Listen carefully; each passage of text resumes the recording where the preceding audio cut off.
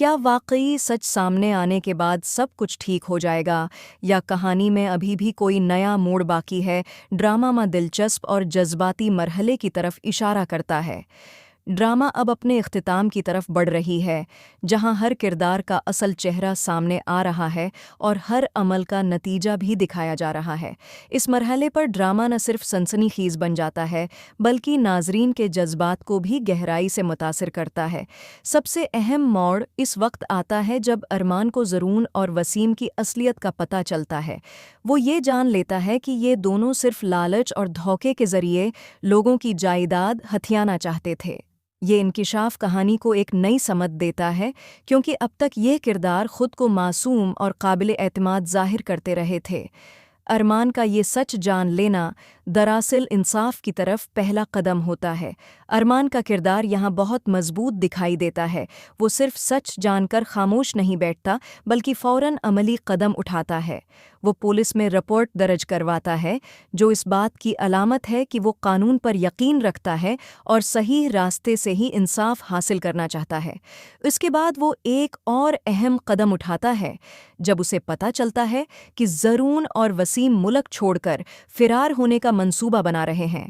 ارمان فوراً ان کے bank accounts منجمد کروا دیتا ہے تاکہ وہ اپنی ناجائز کمائی کے ساتھ بھاگ نہ سکیں۔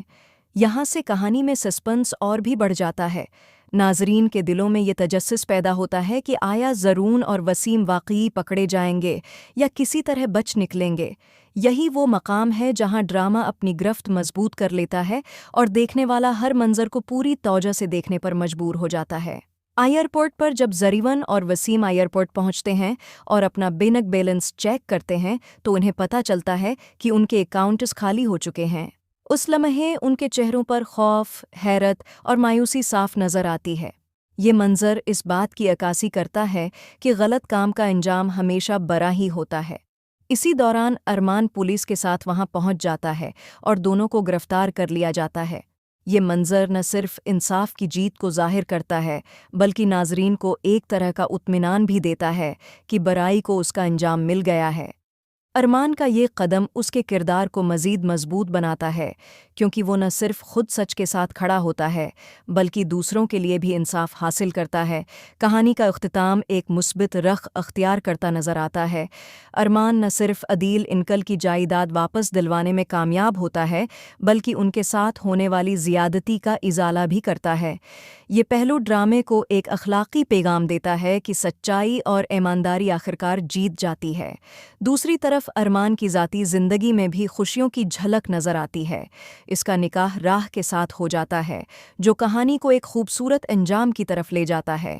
لیکن یہاں ایک اہم سوال بھی پیدا ہوتا ہے کہ کیا یہ رشتہ واقعی مکمل اعتماد اور محبت پر قائم ہو پائے گا؟ راہ کا کردار اس پوری کہانی میں جذباتی اتار چڑھاؤ کا شکار رہا ہے۔ اس نے کئی مشکلات اور غلط فہمیوں کا سامنا کیا ہے، جس کی وجہ سے اس کے دل میں ارمان کے لیے کچھ شک اور ناراضگی پیدا ہوئی تھی۔ لیکن اب جب ارمان نے اپنی سچائی اور نیک نیتی ثابت کر دی ہے تو امید کی جا سکتی ہے کہ راہ کے دل میں موجود غلط فہمیاں دور ہو جائیں گی۔ یہی وہ پہلو ہے جو آنے والی اقساط کو مزید دلچسپ بناتا ہے۔ ناظرین صرف یہ نہیں دیکھنا چاہتے کہ برائی کو سزا ملی، بلکہ وہ یہ بھی جاننا چاہتے ہیں کہ کیا رشتے بھی دوبارہ جڑ سکیں گے یا نہیں۔ ارمان کی اچھائی اور قربانی یقیناً قابل تعریف ہے، لیکن کیا یہ سب راہ کے دل کو بدلنے کے لیے کافی ہوگا؟ مجموعی طور پر دیکھا جائے تو یہ ٹیزر اس بات کی مکمل جھلک دکھاتا ہے کہ ڈرامہ اپنے کلائمیکس کی طرف بڑھ رہا ہے۔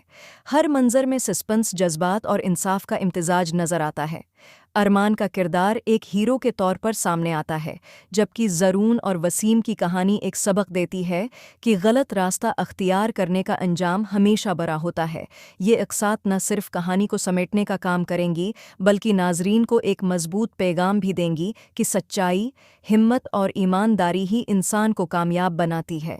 آخر میں سب سے اہم سوال یہی رہ جاتا ہے کہ کیا ارمان کی اس اچھائی کو دیکھتے ہوئے راہ اپنا دل ارمان کی طرف سے صاف کر لے گی؟